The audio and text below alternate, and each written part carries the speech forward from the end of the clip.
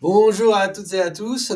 Bienvenue aujourd'hui. Une superbe invitée, c'est Sandy Jacobi, donc cofondatrice avec Laurie Jacobi, sa sœur jumelle de l'agence My Marketing Experience. Bonjour Sandy, comment vas-tu? Salut Harry, je vais très bien, merci beaucoup. Écoute, je suis vraiment ravi de t'avoir parce que tu t'es lancé dans une aventure qui est l'écriture d'un livre, mais qui est pas n'importe lequel, qui est un livre qui connecte deux mondes, le monde, je dirais, de la recherche scientifique, le monde de la paléanthropologie et plus particulièrement la paléanthropologie biologique, c'est-à-dire celle qui s'intéresse à l'évolution de l'homme et le monde business. Donc c'est quand même vraiment une très belle aventure, un très beau challenge que tu t'es lancé et que tu as merveilleusement réussi puisque j'ai eu la chance de lire ton livre en avant-première. Donc merci aux éditions Hérolles et à Elodie Angelini pour m'avoir permis de le lire en avant-première. Donc bravo déjà d'avoir relevé ce challenge. On a un Merci. timing serré, on va parler évidemment de ton parcours, de ma expérience, mais j'aimerais quand même qu'on laisse un peu plus de place pour parler du livre. Et je vais faire référence à ceux qui voudraient aller plus loin sur ton parcours. Tu as donné récemment un entretien dans un podcast à Paris, il me semble, où tu as longuement parlé de ton parcours. Donc je mettrai le lien qui était vraiment excellent. Nous, on va un petit peu peut-être faire plus resserrer sur cette partie. Donc Sandy, donc tu as avec Laurie, vous avez co-créé votre agence en 2010, il me semble.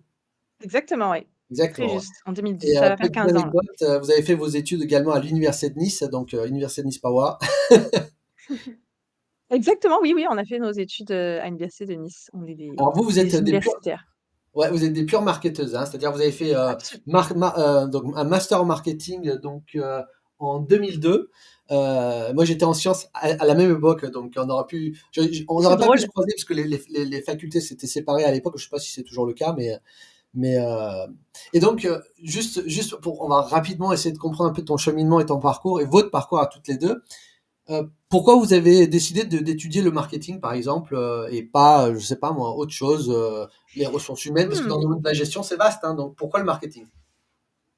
Alors, les ressources humaines, oui, à l'époque, ça m'a pas tenté particulièrement. Alors, pourquoi le marketing? Ou la finance, je sais pas. Euh, Non, non, mais c'est une bonne question pour quoi le marketing. En fait, avant de faire des études en marketing, on avait compris qu'il y avait des moyens, on va dire, de vendre plus efficacement en connaissant ta cible. On avait des petits genre business, on s'amusait quand on était étudiante, tu sais ces petits jobs d'étudiants un peu, je vais pas dire pourris, hein, c'est des petits jobs d'étudiants, mais nous on vendait, par exemple, il y a une anecdote que je raconte souvent, c'est que bah, j'ai fait à peu près tous les jobs possibles durant le Grand Prix de Monaco. Alors quand tu habites dans le sud, tu as le Festival de Cannes, tu as le Grand Prix de Monaco. Quand tu es étudiant, c'est toujours plein d'opportunités de te faire un peu d'argent. Et à une époque, on vendait des programmes, tu vois, les programmes des courses. Et en fait, ce qu'on avait compris, c'est tu fais pas beaucoup d'argent hein, quand tu vends un programme. Tu te fais vraiment trois clopinettes. Et nous, ce qu'on allait faire, c'est qu'on allait dans les paddocks et on allait les faire signer par les pilotes. Ah, Et derrière, on les revendait. Et donc, on avait compris que pour un même objet, que tu pouvais augmenter sa valeur perçue hmm. bah, selon qui l'avait eu entre les mains, s'il avait été signé, s'il avait une histoire derrière. Et c'est comme ça qu'est né vraiment notre intérêt pour le marketing. Et puis j'avais eu des cours de marketing au lycée. La matière m'avait pas mal intéressée parce que je trouve que c'est un domaine qui allie plein d'autres domaines. Tu vois, tu vas étudier à la fois il y a de la sociologie, il y a de la psychologie. Aujourd'hui, on parle beaucoup des neurosciences aussi en marketing. Tu as des maths, hein, on n'en parle pas beaucoup, mais alors pas des maths à un niveau hyper poussé, mais si tu es bon en maths, c'est plutôt utile en marketing puisque tu as beaucoup d'analyse de données. Donc c'est vraiment une discipline qui a de multiples facettes et c'est pour ça que ça m'a intéressée aussi. Et pareil pour Laurie, je dirais, parce que je pose la question parce qu'évidemment quand on est, moi j'ai des jumeaux dans ma famille et ils font pas forcément les mêmes études, mais alors toutes les deux, vous avez vraiment Oui, eu la même passion pour cette discipline très tôt, quoi. alors je tiens un aveu, on a une sœur aînée qui a aussi fait des études en marketing. Waouh! Donc c'est peut-être familial, je ne sais pas. Avec Laurie, on avait aussi vu un truc, c'est qu'on était très efficace quand on travaillait à 2. Hmm. Ça, on l'avait compris très, très tôt, dès l'école, quand tu t'entraides, heu, pour les devoirs, pour les apprentissages, pour plein de choses. Donc on avait quand même compris que quand on travaillait ensemble, ça fonctionnait super, super bien. Donc il y avait vraiment une notion de collaboration entre vous 2. Ouais. C'est, Ah oui, une oui, il y a répartition vraiment une des notion de tâches. une très, très forte, il y a pas de compétition, Mmh. entre nous. Il y a de l'émulation certainement, mais il y a beaucoup de collaboration, ouais. Ah ça, c'est génial. C'est génial parce que d'ailleurs, je le dis, hein, à tous les gens qui nous écoutent, si vous voulez inviter Laurie ou Sandy, comme invité podcast, c'est génial parce que vous avez double like. Double like, double commentaire, tout est multiplié par 2. Donc c'est vraiment des, Ah bah, c'est c'est un des peu vrais, l'idée, hein. bah oui, oui, c'est vraiment des super invités. Donc vous avez travaillé quasiment 10 ans après vos études dans le marketing, chacun, alors cette fois-ci, chacun dans des Un peu entreprises, moins quand même, un peu moins de 10 ans, ouais, mais dans le mais marketing. par et on n'a pas travaillé ensemble. Ouais. On n'a pas travaillé dans les mêmes entreprises, non, mais toutes les 2, oui, dans le marketing. Moi, j'ai toujours été en marketing B2B et Laurie, la dissidente, a fait quand même du marketing, business D'accord, lorsqu'elle bah, c'est était, rigolo, ouais, mais c'est oui, génial oui. parce qu'au final, c'est 2 expertises qui vont se rejoindre, dans une même agence, donc c'est génial. Oui, oui, on a une des expériences complètement différentes, quand on était salariés. Et en termes de vos, expériences professionnelles à chacune, c'était plus, vous étiez plus positionnés sur, du marketing stratégique ou vraiment de l'opérationnel, création de contenu, création d'événements, que Alors, quand tu démarres, tu rarement, on te confie rarement la strate de ta boîte quand tu démarres.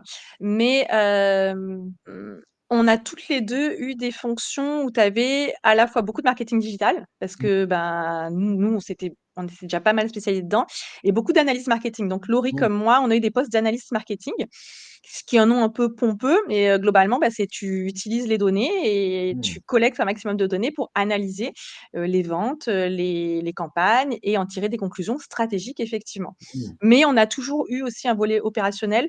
C'est vraiment une croyance très forte et c'est un des piliers aussi chez My Marketing Experience. C'est vraiment dans notre vision, c'est que c'est très difficile d'avoir une bonne stratégie si tu sais pas comment ça se passe au niveau du terrain. C'est mmh. déconnecté du terrain, tu risques de passer complètement, à côté. Donc on a, quand même beaucoup pratiqué, même encore aujourd'hui, je me tiens très informée et je pratique encore, au niveau opérationnel, même si notre domaine d'expertise, c'est, aujourd'hui, bah, comme on a beaucoup évolué, on a une, forte expertise au niveau stratégique. Et bah, là, je voudrais juste qu'on démystifie ce mot de stratégie parce que c'est comme il est utilisé à tort et à Ouais, travers je dans suis les d'accord. organes du business, ouais. Alors moi, je te Je suis donne la d'accord. définition, tu me dis ce que tu en penses. Pour moi, la stratégie, c'est penser a priori de manière rationnelle à ce qu'on va faire. Aussi simple que ça. Est-ce que tu as une autre définition? Je le dissocie pas de l'objectif, moi. Pour moi, la stratégie est toujours liée à un objectif.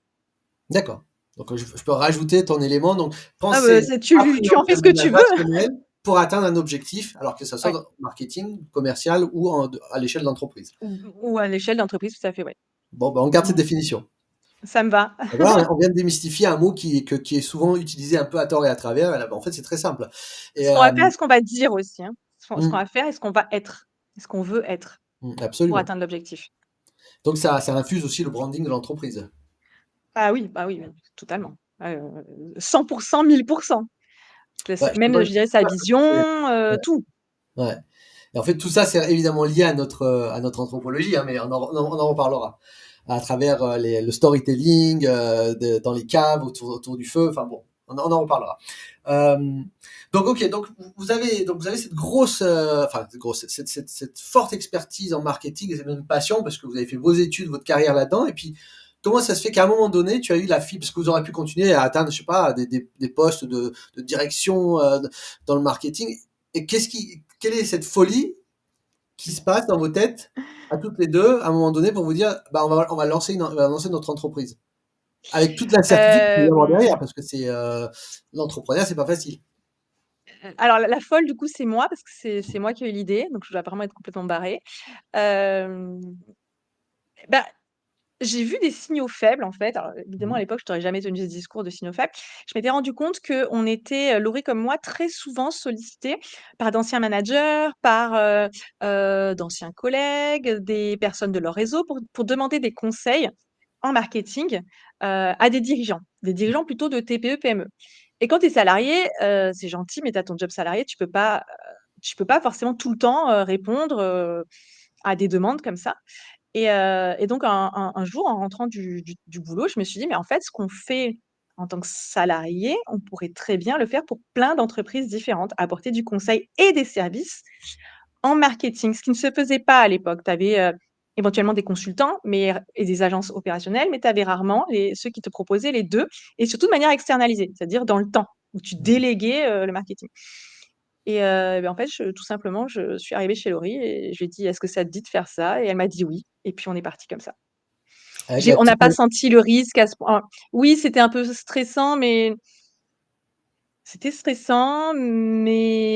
je l'ai pas, voilà, c'était un risque quand même maîtrisé. Si on se ratait, on redevenait salarié. Enfin, je veux dire, c'était pas. Et puis on a toutes les deux commencé, on était salariés encore, donc j'ai pas, tu vois, c'était pas un donc risque vous avez pu aussi gérer la important que ça. transition entre, le poste salarié marketeuse et chef d'entreprise en marketing. Vous avez réussi à faire la transition de Euh, manière assez les Les premiers clients, oui, et après, en fait, Laurie a très rapidement, quitté son travail, pour être à temps plein, très rapidement, au bout vraiment de quelques mois, hein. waouh! Et moi, je l'ai rejoint, 1 an plus tard à peu près. Et tu m'as dit elle t'avait dit, oui sur l'idée quasiment spontanément, mais est-ce que tu penses pas qu'elle y avait elle aussi un petit peu, comment dire? Mûri l'idée de son côté aussi et que ouais, ce serait pas mal de vous en avez jamais Faudrait lui parlé poser ça? la question. Ouais. Faudrait lui poser la question. Ouais, une fois, pour rigoler, quand on était sur les bancs du lycée, on s'était dit: «Ouais, on montera notre agence, le marketing ensemble», et punaise, on avait 15 ans, donc je pense que, tu sais, entre ce que tu dis à 15 ans et ce que tu fais dans ta Ah! vie, il peut y avoir un grand écart. En tout cas, ça s'est vraiment pas fait tout de suite, mais on s'en était amusés, à une époque, de Bon, dire bah, ça. il y a vraisemblablement, la graine qui était aussi dans son esprit depuis longtemps aussi. Bon Ah Laurie, bah, sinon, on l'aurait dit non. si tu es, ici, que ton esprit s'exprime en commentaire. Elle est pas là malheureusement, elle est en rendez-vous extérieur. Bon, c'est pas grave. Hem OK, donc vous avez créé votre agence et c'est pas juste créer son agence, en l'immatricule. Donc vous êtes à Monaco. Votre ambition dès le départ, c'est quoi? C'est entreprise monégasque ou d'emblée vous êtes dit on va aller chercher les prospects partout en France. Alors, c'est juste, voilà, c'est notre adresse, mais après nos Ouais. clients sont, en France, on en a en Suisse, on en a en Belgique, on en a à Monaco, voilà. On en a eu aux États-Unis, Ah, voilà, il y a pas de limite, en termes de frontières, c'est c'est plutôt répondre à une demande que répondre, à un marché, géographique. d'accord. Et bah, enfin, je me dis au départ quand vous avez créé cette agence, en termes de, enfin, est-ce que tu as mené une segmentation, un persona ou pas du tout? Vous avez dit voilà, il y a une demande Oui. et OK. Oui, oui, on a décidé de se focaliser sur le segment des TPE et des PME parce que c'était ceux qui étaient le plus en difficulté et qui avaient le plus de besoins, Mmh mh. à l'époque, et il y avait le moins de solutions pour eux. Enfin Absolument. pour elles, pardon, on parle d'entreprise. Et donc on s'était focalisé sur, ce segment-là, et le persona, c'était, alors je vais dire un dirigeant, mais ça s'applique bien sûr à une femme dirigeante aussi.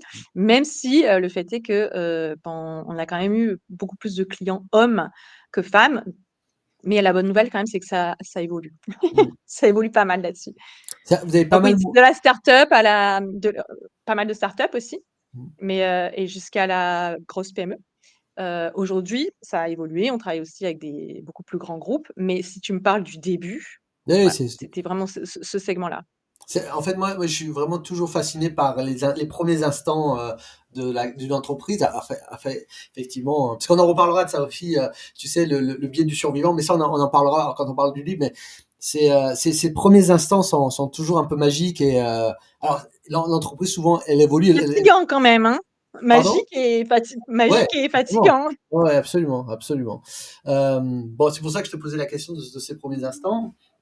Alors, ce qui est rigolo, je suis allé regarder sur ton profil LinkedIn et on était connecté. Enfin, je t'avais envoyé l'invitation LinkedIn parce que tu peux avoir l'info sur LinkedIn en décembre 2017. Donc ça baille, hein, tu vois. Ça date, hein? Ouais. Et la première fois où je vous ai écrit à toi et Laurie, c'était en avril 2022, en juin 2022. T'as vu, c'est marrant un peu on suit les gens sur LinkedIn et on suit leur parcours, etc. Et puis d'un coup, il y a un espèce de déclic, je vais la contacter. Et je me souviens, parce que je suis allé regarder pourquoi je vous avais écrit, j'avais assisté en 2022 à un webinaire que vous aviez proposé pour sensibiliser les chefs d'entreprise à leur présence sur LinkedIn.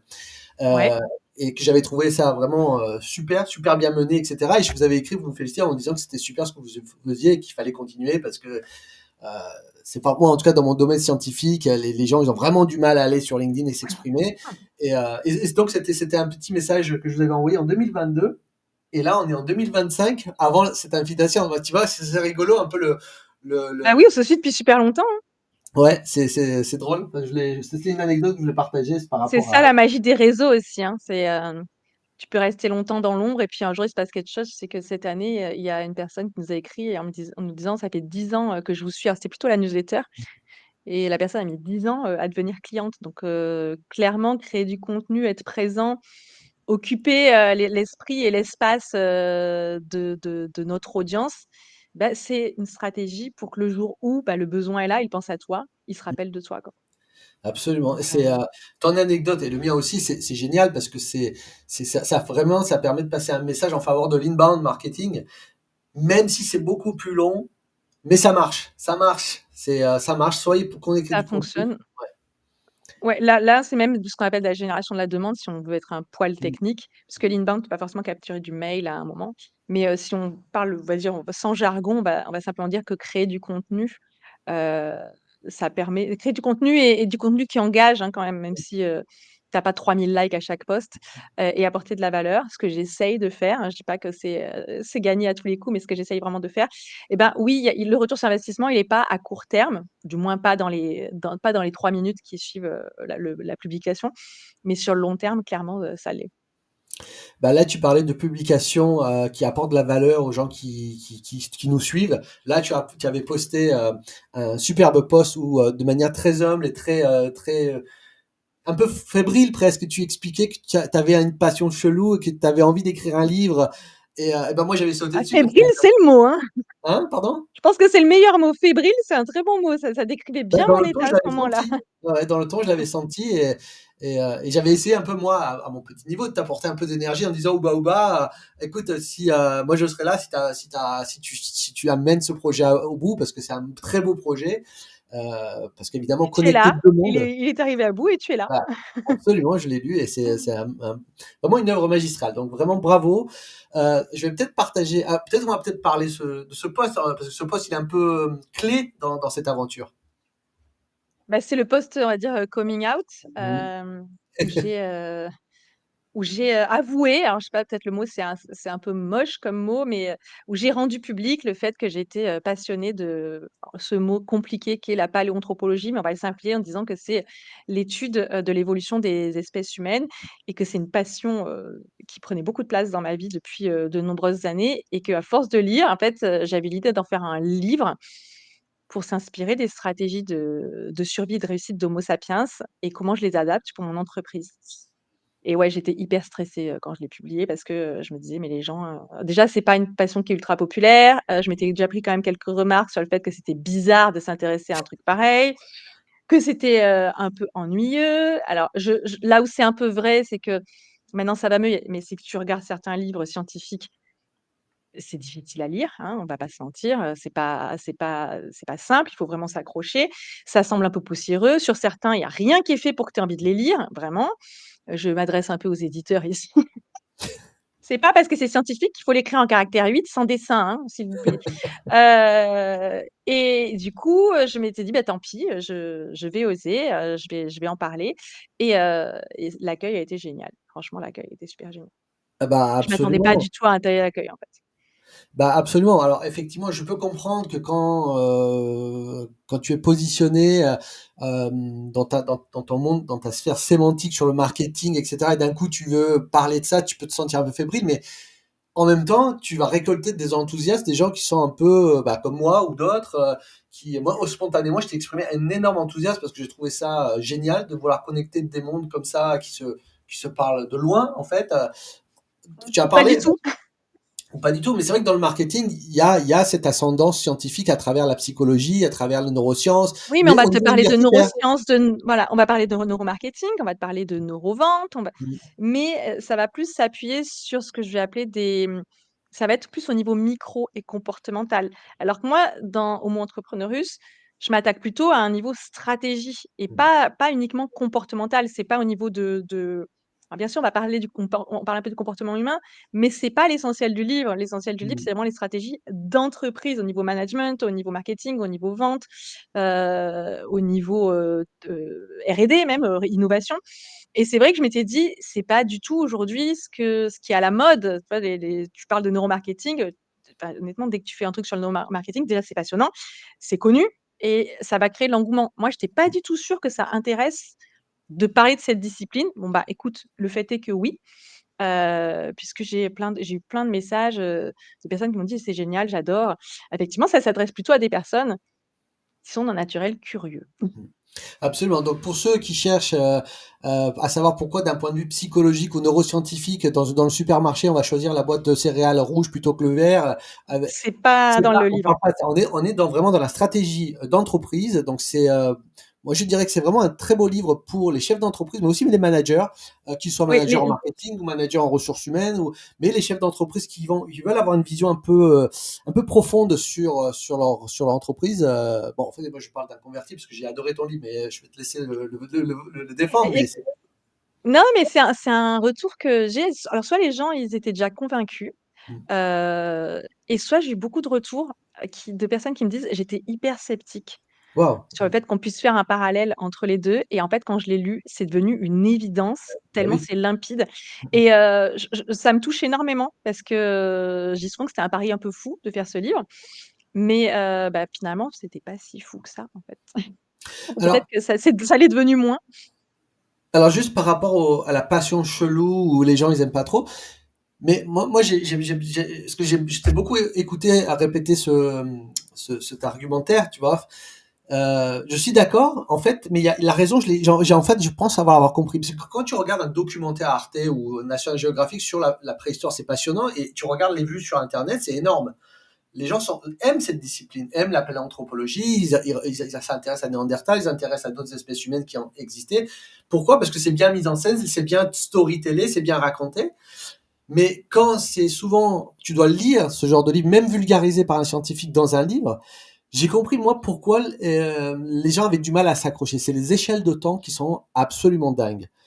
Quand on parle de la paléanthropologie, on parle des premières sorties d'Homo sapiens d'Afrique, donc ça remonte à 200 000 ans, et jusqu'à 50 000 ans, où ils ont rencontré Néandertal sur le continent eurasiatique. Ces échelles de temps sont tellement énormes qu'on a du mal, avec notre cerveau à nous, de sticker. Ah, C'est mon peut-être. explication. Parce que déjà, quand tu J'avoue, parles, je me suis pas forcément posé la question. Je pense qu'en fait, pour beaucoup de gens, ce qui leur sortait, c'est que c'était, beaucoup de dates, de choses inanimées. Bah, c'est vrai que tu ne les vois pas, ils sont tous morts, donc enfin, sauf nous, aujourd'hui, hein, bah, d'où le on est succès encore des vivants. documentaires. Mmh. Mais oui, alors après certains, documentaires sont très bien faits, d'autres documentaires, Bien sûr. m'emballent un peu moins, mais on va pas partir là-dessus. Moi, je pense que c'est trop romancé, ça perd un peu de sa teneur scientifique. Mais voilà, il faut toujours un peu, arbitrer entre intéresser les gens et faire certains compromis, scientifiques. Mais après bon, moi, je suis pas scientifique, donc je j'ai pas forcément, je Bah, vais en pas tout être sur cas, ce terrain-là. c'est un point positif dans ton livre, c'est qu'on n'est pas martelé de dates avec des échelles de temps énormes. Parce que quand je te dis ça, je le sais parce que moi, par exemple, à titre personnel, moi, mon truc chelou, c'est plutôt l'Antiquité et un peu avant l'Antiquité, le Néolithique. C'est vraiment là où C'est bon, très, très sympa aussi, hein. ah oui, absolument. Mais quand tu vois déjà les échelles de temps, ou quand tu parles par exemple de la civilisation celte, gauloise, et que les gens n'arrivent pas à le situer par rapport à Louis XIV, tu te dis, mais c'est pas de leur faute, c'est pas une question d'inculture, c'est une question que le cerveau humain, il est fait pour vivre dans le présent et à minima de se projeter un peu dans le futur. Le passé, c'est tellement Bah, compliqué. il y a un très bon jeu très sympa du coup qui s'appelle Timeline pour s'entraîner à positionner les faits dans l'histoire. Je vous le Ouh, recommande, ça s'appelle Timeline je et vous je pouvez vais le jouer chercher. avec vos enfants. Vous pouvez jouer avec vos enfants, c'est très fun. Ah, merci pour la reco, je vais regarder ça de manière précise. Ok, bah écoute, quel a été ton process d'écriture? Alors, est-ce que tu t'es enfermé dans une cave en mode conclave, autoconclave, et t'as écrit comme un scribe, ou est-ce que tu avais des notes depuis des dizaines d'années et tu t'es dit, bon, il serait temps que je les mette un peu Comment ça a été ton process d'écriture? Ouais, ni l'un ni l'autre, j'ai fait ni l'un ni l'autre. J'ai le process d'écriture, c'est que j'ai repris tous mes livres, j'avais déjà quelques notes, quelques idées. J'ai relu tous les livres, j'ai identifié toutes les idées que je trouvais intéressantes. J'ai mené des entretiens parce que moi je suis marketeuse, hein, avant tout. Mmh mh. Donc j'ai interrogé, en entretien persona vraiment, je te sors mon jargon, une quinzaine de personnes pour savoir, notamment ce qui les intéressait dans le sujet, quels étaient leurs principales, sujets en tant que dirigeants, entrepreneurs. Quand je dis sujet, c'est les douleurs. Ce qu'ils aimaient dans les livres business, ce qu'ils n'aimaient pas dans les livres business parce que pour moi un livre c'est un produit et c'est une offre à part entière. Donc j'ai marketé mon livre, mais pas au sens, pour que ce soit du bullshit, mais pour que ça réponde à un vrai besoin, Mmh mh. de mon lectorat. J'ai fait également une enquête, par questionnaire administré, en ligne. J'ai eu plus d'une centaine de réponses, ce qui m'a permis aussi d'isoler les pains en fait des dirigeants et des décideurs en entreprise et j'ai construit, les chapitres en fonction de ça. C'est-à-dire que j'avais déjà de la matière et j'ai sélectionné, comme j'en avais trop en fait, j'ai sélectionné, les sujets qui intéressaient le plus et pour répondre aux problèmes de ma cible. Et de là, en fait, ben, j'ai construit chaque chapitre en partant d'un fait préhistorique, ou d'une observation ou d'une anecdote. Moi, je les appelle anecdotes préhistoriques. De là, quelles sont les leçons, les questions à se poser, les leçons business et questions à se poser pour son business? Non, pardon, quelles sont les leçons qu'on peut en tirer? Et une troisième partie de chaque chapitre, c'est, bah, OK, quelles sont les questions à me poser et les actions à entreprendre dans mon entreprise pour appliquer ces stratégies. Donc c'est vraiment Alors, dans cet ordre-là. Et non, heu, je me suis pas enfermée, j'ai écrit, mais non, parce qu'en fait, j'ai un business en vrai, hein, j'ai bah fait oui. ça en plus. J'ai pas arrêté, d'avoir, ma vie perso, ma vie pro. Ça a pris bien sûr du temps. Moi, j'écris plutôt le soir entre 21h30 et 23h30. En tout cas, moi j'ai vraiment apprécié, aussi bien sur le fond, mais aussi sur la forme, la manière dont tu l'as structuré. Donc, juste pour expliquer à ceux qui nous écoutent que tu as en début de chapitre, tu as donc il y a 11 chapitres. On va évidemment citer les 11 chapitres. Chaque chapitre démarre avec un fait paléanthropologique. Donc, c'est très bien expliqué et c'est pas compliqué à comprendre. C'est ça tu as formidablement vulgarisé. Et ensuite, en partant de là, sous le regard de ce fait paléanthropologique ou évolutif, comment dire, tu relis ça à une question business et ça termine le chapitre avec un takeaway pour les entrepreneurs. Et ça, j'adore. Et surtout, c'est un livre augmenté puisque tu as des QR codes et enfin, alors ça, c'est génial. Bravo. Quand on visite chaque QR code du chaque chapitre, on va donc sur des playlists de votre podcast, parce que vous avez un super podcast marketing, et en fait, c'est pas juste allez voir mon podcast. Non, vous avez fait des playlists par chapitre. Donc en fait, c'est génial. Certains, ils ont un épisode et certains, ils ont des playlists, ouais. Exactement, et c'est génial parce qu'elle m'a permis de réécouter certains de tes épisodes, mais en même, c'est-à-dire tous liés à un chapitre donné. Ça Ouais. augmente encore plus la qualité du podcast parce qu'on se dit ah tiens c'est génial, c'est complètement corrélé à ce fait évolutif, c'est génial, et c'est pas terminé puisqu'il y a encore plus de bonus et il y a sur la page web dédiée au livre, tu offres en plus des bonus supplémentaires. Donc Ouais. alors, je vais partager peut-être mon écran pour montrer tout ça. Voilà. Donc je vais pas montrer la page Amazon parce que c'est cette page qu'il faut visiter, hein, les gens qui nous écoutaient ou qui nous regardaient. C'est Parce la qu'il est page, disponible ailleurs que sur Amazon aussi. oui, bien sûr, oui, mais justement, mais pourquoi il faut venir sur cette page? Parce que c'est là, vous allez évidemment avoir les liens pour pouvoir commander le livre, évidemment, mais surtout, c'est, pour ceux qui auront acheté le livre, vous aurez ici les bonus, les fameux bonus en plus. Donc c'est pour ça que j'ai dit que c'est un livre augmenté. Évidemment, vous aurez tous les liens, dans la description, du livre, et je vais également, citer, donc j'arrête le partage. Je vais citer également les 11 chapitres. Donc tu parles analyse des échecs entrepreneuriaux, stratégie de positionnement et de visibilité, conquête de nouveaux marchés, gestion de crise, innovation et stratégie de marché, diffusion et acculturation technologique. Alors ça, c'est un de mes chapitres préférés. Collaboration et croissance communautaire, storytelling et culture d'entreprise, c'est aussi un de mes chapitres préférés. Résilience et créative entrepreneuriale, c'est aussi un de mes chapitres préférés. Adaptation au marché et diversité, environnement et pérennité de l'entreprise, très intéressant ce chapitre également. Surtout, tout est excellent.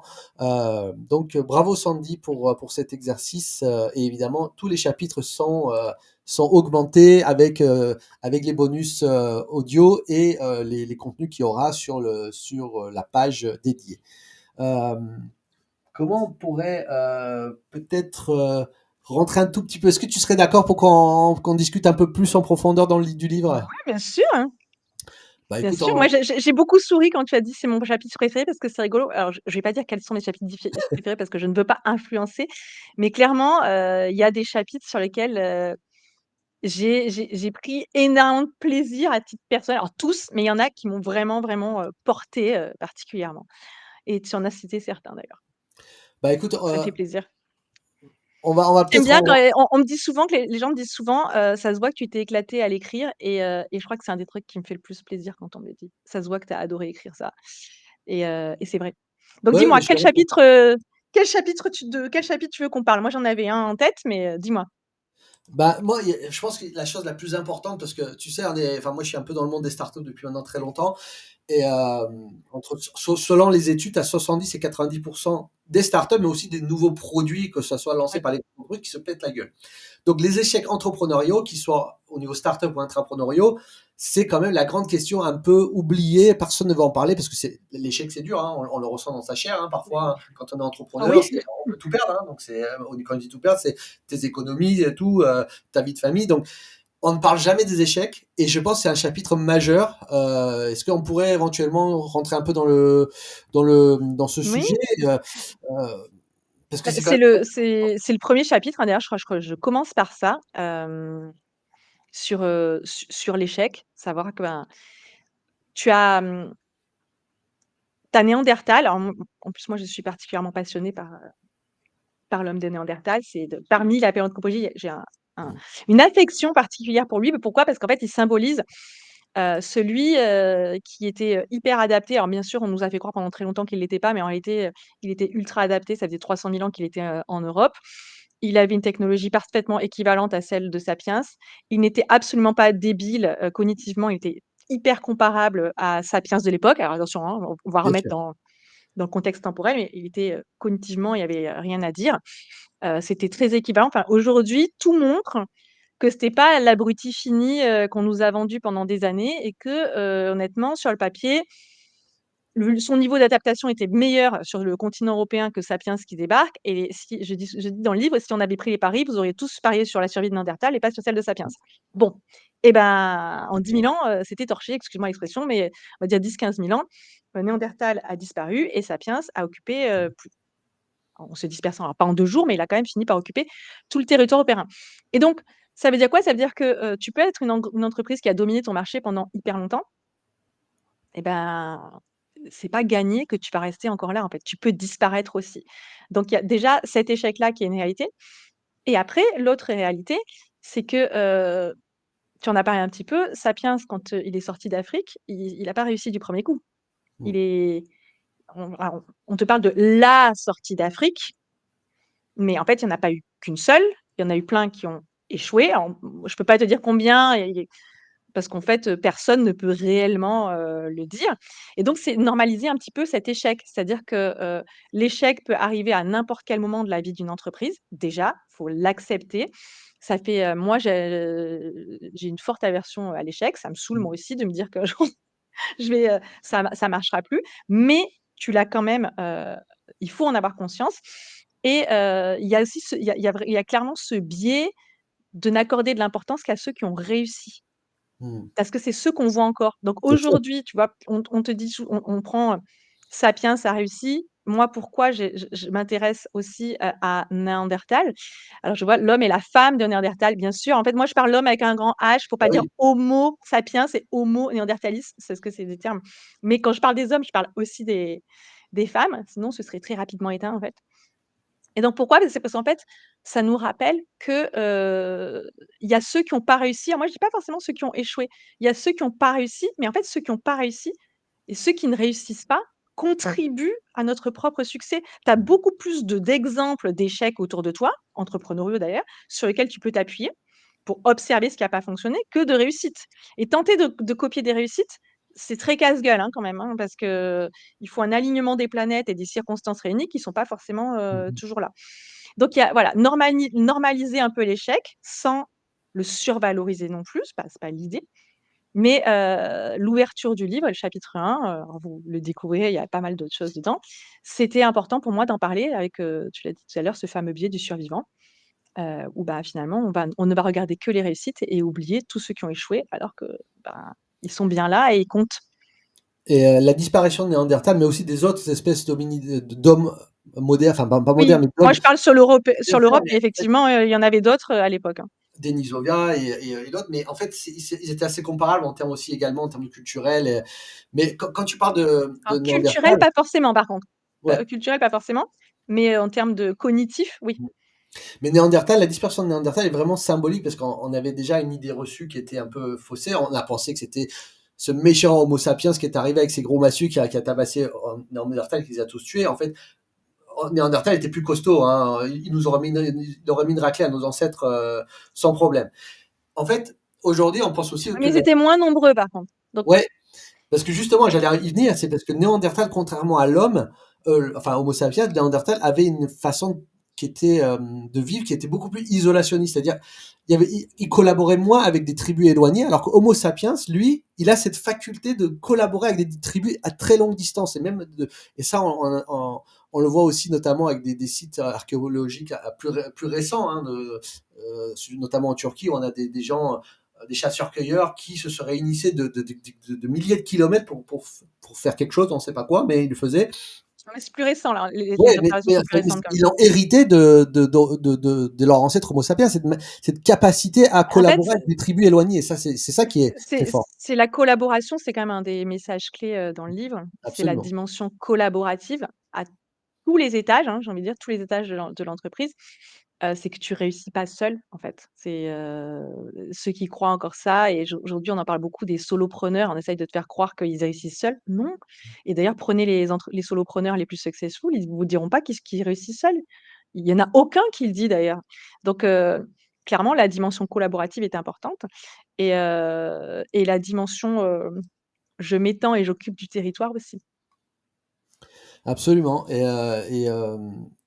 Il y a énormément d'enseignements à tirer de la disparition de Néandertal face à l'arrivée d'Homo sapiens. Euh, mais c'est encore une fois, c'est génial parce que tu l'as dit dans ton livre, on pense toujours que si une entreprise gagne, c'est parce qu'elle a conquis le marché. Donc déjà les termes, elle a conquis le marché, c'est-à-dire qu'elle a tué les concurrents. En fait, souvent les concurrents ils disparaissent. Non, Et d'ailleurs, je rebondis justement sur un autre point que j'aimerais qu'on développe ensemble. C'est pas, on dit toujours, c'est la faute de la concurrence. Tu vois, le côté, en fait non. Souvent c'est parce que vous êtes trop spécialisé. Donc je te tends la perche, mais c'est bah, souvent, c'est déjà, c'est facile d'accuser ses concurrents. C'est rarement la faute des concurrents si on disparaît. Mm, Et la concurrence, elle existe, mais elle est la même pour tout le monde, en fait. C'est-à-dire que exactement. votre concurrent a de la concurrence aussi. C'est quelque chose la concurrence est réciproque. Mm. Donc si on est victime de la concurrence, l'autre en face l'est aussi et c'est très confortable d'accuser, les concurrents, mais la réalité, c'est que souvent, une entreprise qui disparaît, c'est parce qu'elle a pas fait des bons choix ou parce que le timing n'est plus bon ou parce qu'elle est arrivée en fin de vie, parce que ça aussi, ça peut arriver. On peut se poser la question, est-ce qu'une entreprise est destinée à vivre 2, 3, 4, 500 ans? Alors il y en a, hein, il y en a qui ont plus de 1000 ans d'ailleurs, c'est très rigolo, j'ai fait des recherches, là-dessus. Mais ça reste des exceptions. Mm. Ça n'est pas la norme, d'une entreprise. Bon, après, il y en a qui précipitent un peu leur déclin, en oubliant de s'adapter, à leur marché. Un peu ce qui est arrivé, à Néandertal, malheureusement. Mais, est-ce qu'on peut accuser la concurrence pour autant? C'est un peu la voie de la facilité quand même. Absolument. Non, mais Et c'est c'est se déresponsabiliser aussi. Il y a vraiment une forte notion de responsabilité. non, non, mais la réussite d'Homo sapiens, elle est vraiment liée au fait que nous sommes une espèce beaucoup plus agile, flexible à tout point de vue, cognitif, mais aussi physiquement. On n'était pas aussi costaud que Néandertal, mais ça nous a Résiliente. permis de nous adapter à des climats glaciaux. On a des Esquimaux aujourd'hui ou à des climats désertiques, et c'est tous des Homo sapiens. Alors que Néandertal, lui, le pauvre, il était tellement spécialisé à son environnement. Dès qu'il y a eu un changement climatique, le fameux signe noir de Nassim Taleb, bah, il était désarmé, mais physiquement, physiologiquement, il était désarmé.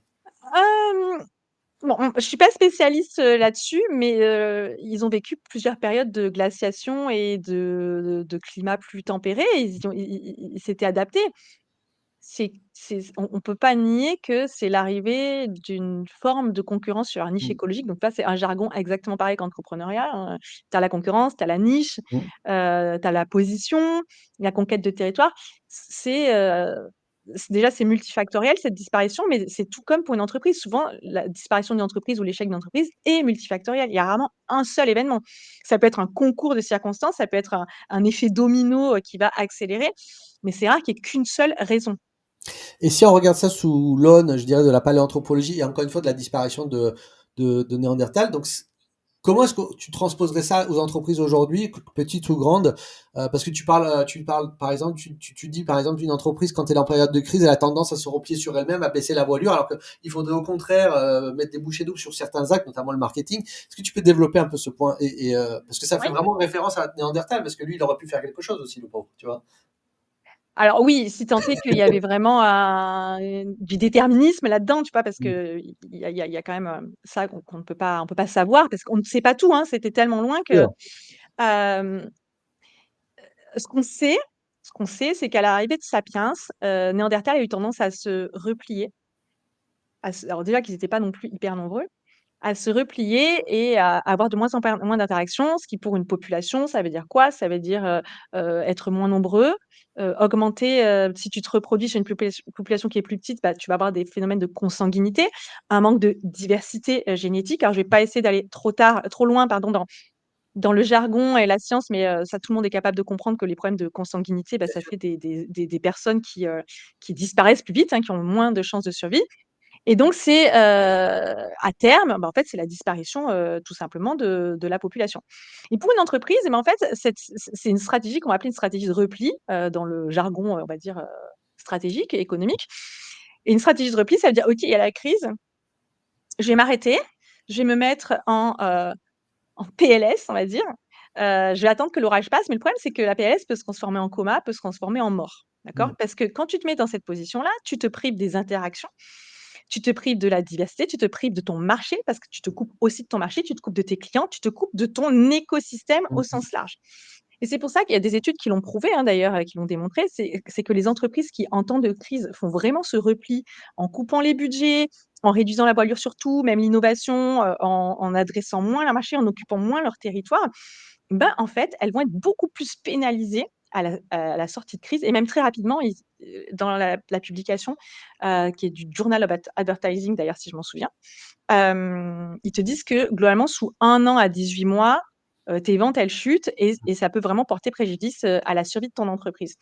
Alors que celles qui ont continué de de renforcer leur position là où elles sont bien, d'accord? L'idée, c'est pas forcément d'aller directement capter des nouveaux marchés parce que ça aussi, c'est risqué, mais de renforcer les positions, de continuer d'entretenir des relations avec leur marché, d'être visible, d'occuper le territoire, et ben, elles s'en sortent beaucoup mieux que les autres. Donc c'est ça la différence que je fais entre la stratégie de repli, qui est très, très, très risquée, et la stratégie, de recentrage. C'est d'occuper son territoire et de renforcer ses positions et son positionnement sur son propre territoire. Absolument. Oui, oui, oui, je dis oui au chat. Oui, Thierry, absolument. Notamment, c'était également vrai chez Néandertal, c'était les femmes qui migraient dans les autres tribus euh, et qui amenaient la Ah culture. ça attention, hein, Là, sur les pas Néandertal, trop, il trop y a de il y a une étude récente, je te l'enverrai, c'est Néandertal, c'est effectivement, il y avait aussi les femmes qui étaient plus, mais en fait, il y a beaucoup de désaccords sur le sujet. C'est pour ça que moi, ces parties-là, je les ai pas intégrées dans le livre parce que, il y a des courants de pensée là-dessus et ça s'affronte un peu. Je voulais éviter la polémique, mais oui, il y a un courant de pensée qui dit ça. Il y en a d'autres qui disent peut-être que Sapiens piquait les femmes des Néandertals. Voilà, on ne sait pas parce que c'est on parlait de tribu Néandertal à tribu Néandertal.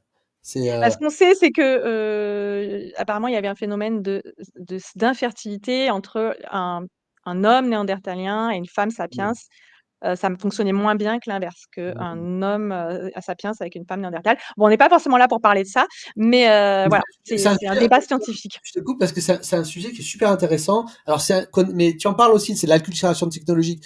L'acculturation technologique, ça passe aussi par le fait que tu as des employés, notamment on voit ça dans la Silicon Valley, des ingénieurs qui quittent du jour au lendemain leur poste d'une startup pour aller dans une autre et ils amènent avec eux leur monde culturel qu'ils ont acquis dans une autre startup et qu'ils l'amènent dans une autre startup. Et ça apporte, je dirais, à l'émulation technologique qu'il y a dans la Silicon Valley qu'on retrouve nulle part, notamment en France où on a des rigidités au niveau du droit du travail où les gens, enfin, ça sont corsetés dans leur CDI, etc. Et quand tu pars, t'as des clauses de non-concurrence délirantes, etc. Et ça, évidemment, ça empêche l'émulation et l'acculturation pas simplement technologique, l'acculturation entrepreneuriale. Bon, mais tu en parles dans ton livre, tu en parles de magistralement, et je sais que le temps coule et que tu as des obligations. Il faut donc moi, on arrive presque à la fin de cet épisode parce que voilà, c'est vraiment le livre est passionnant. Est-ce que tu as encore peut-être une minute pour qu'on finisse sur quelque chose d'un peu plus marrant? Parce que là, vraiment, on a montré un peu quelle était la Mais il est teneur. drôle mon livre! Non, non, il est excellent, mais c'est un livre pour les chefs d'entreprise. Donc, c'est du business. Donc, c'est quand même quelque chose de sérieux. Tu vois, Il est sérieux. J'ai quand même essayé d'intégrer pas mal de passages. Moi, j'ai plein de gens qui m'ont dit, là, j'ai bien ri, ça, j'ai appris, des trucs pour les curieux. Euh, alors, pour une note un peu plus, comment dire, je sais pas, fun, tu voudrais quoi? Une note fun? Parce que il est non, non, pas, non, c'est pas non, un mais livre j'ai rigolo, prévu hein. un truc. J'ai prévu un truc.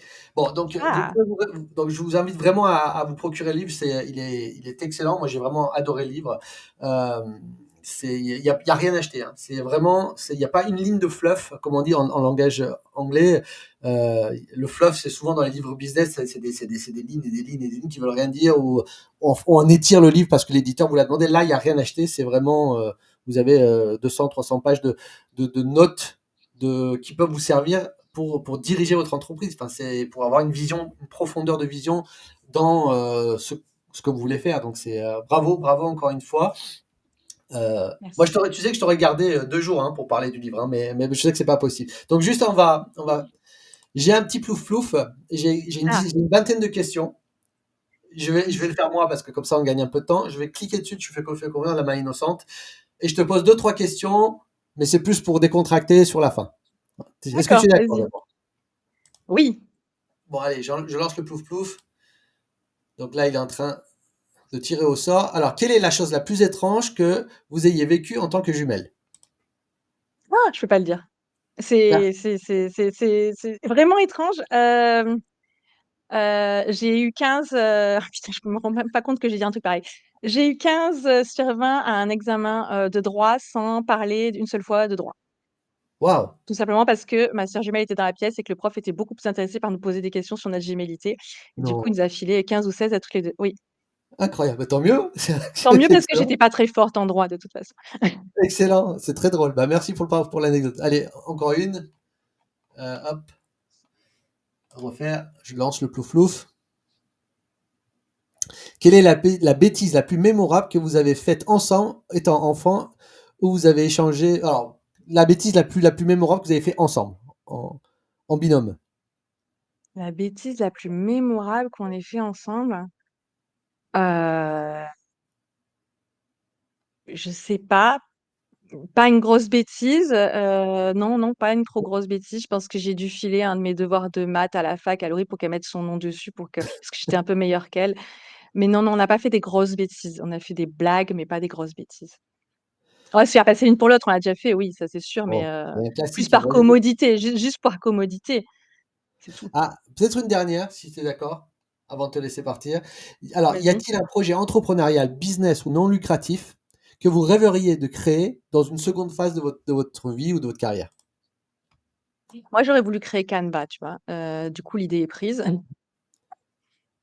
Euh, ensemble, il faut que ce soit ensemble. Ouais, ça peut être quelque chose, enfin, je sais pas, un truc qui vous fait rêver, tu vois. Je sais pas, un projet de vie, par exemple, ça peut être business, non lucratif ou un projet de vie, un truc un peu, tu vois. Mais ensemble avec Laurie. Ouais, ensemble, bah oui. Un truc qui vous Là, fait. je vois pas. Honnêtement, je vois pas. D'accord. Et Honnêtement, je vois séparément? pas. Euh, Elle est dure ta question là sur du.